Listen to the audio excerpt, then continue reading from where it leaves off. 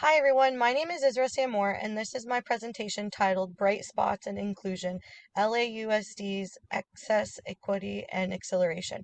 In this project, I'll share how the Los Angeles Unified School District became a leader in inclusion education by addressing systematic inequities through empathy, culturally responsive practices, and design thinking.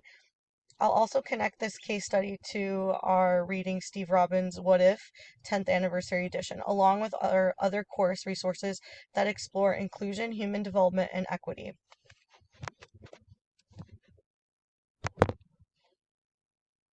The Los Angeles Unified School District was founded in 1853 and now serves more than 560,000 students across 1,000 schools. It's the second largest school district in the United States, representing over 90 languages and cultures. LAUSD's vision is that all students are ready for college, career, and life, and its mission focuses on removing barriers to ensure equity and inclusion for every learner.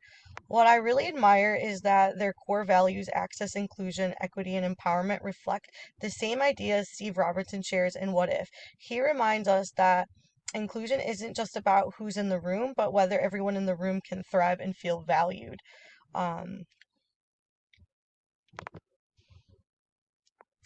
for diversity and inclusion component, LAUSD focused in diversity and equity efforts on English learners, students with disabilities, and low income families. These groups often faced achievement gaps, over presentation and suspensions, and limited access to advanced classes like AP and gifted programs. As Robbins wrote, we tend to build systems that work for people like us, not always for those different from us. That quote really captures what LAUSD recognized. It had to rebuild parts of its system so every student, regardless of background, had the same opportunity to succeed. This connects to also Broderick and Bellet, who remind us that equity is achieved when we remove barriers so that all can participate fully. That's exactly what the LAUSD set out to do. How change happened. In 2015, LAUSD launched the Access, Equity, and Acceleration Division, also known as AEA.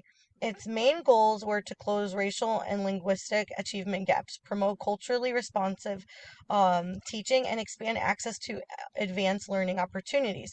They took concrete actions, training teachers in culturally and linguistically responsive instruction, adopting restor- um, restorative justice instead of zero tolerance discipline, expanding on dual language and AP programs, and establishing equity leadership teams in every region.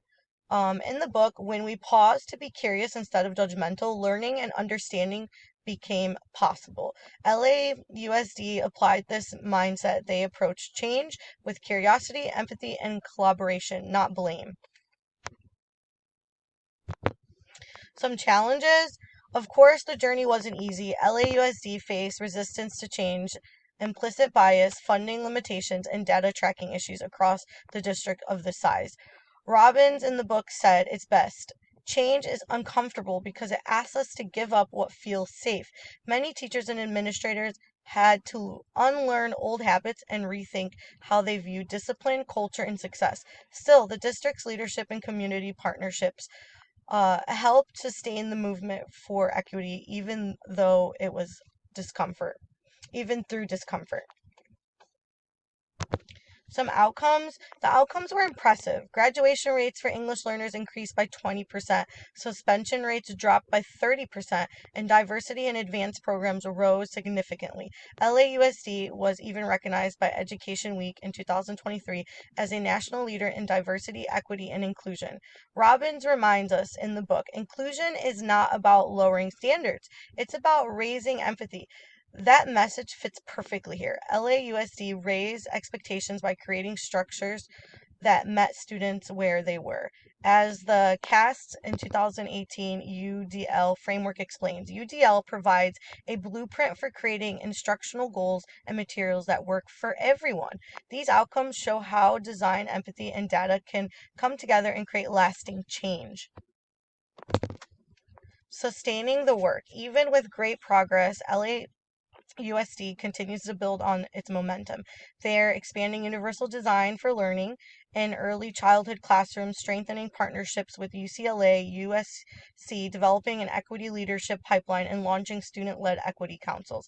In the book, inclusion isn't a one-time event. It's a process of consistent learning, humility, and connection. Equity work is never finished. It's a living practice.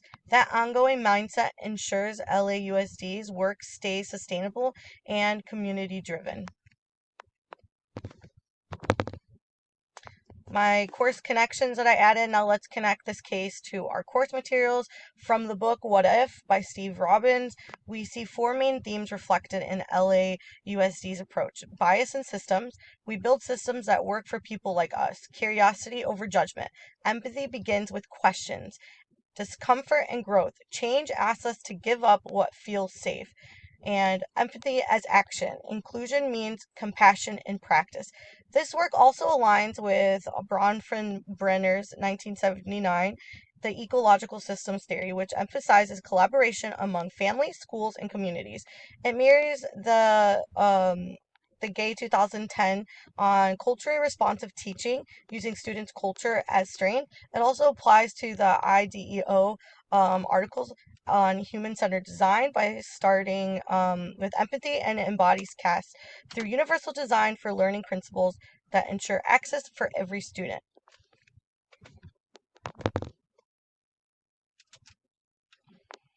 My reflection. Equity is not a destination, it's a daily practice. That quote sums up everything I've learned from this case study. LAUSD's success didn't come from one big policy, it came from daily choices, consistent reflection, and leading with empathy. As an inspiring educational leader, I'm inspired to model inclusive, culturally responsive teaching in my own work. Robbins writes, it starts with one question: what if I'm wrong? The simple question reminds me to stay open minded and humble as I continue growing as a leader. And in my own words, and my quote, when we choose empathy, we choose to see each person's humanity. And that is where real leadership begins. And the last slide is my references. These are my references I used for this project, of course, using our Steve Robinson's book, What If, and I've added several more references as well. And thank you so much. I can't wait to hear you guys' presentations as well.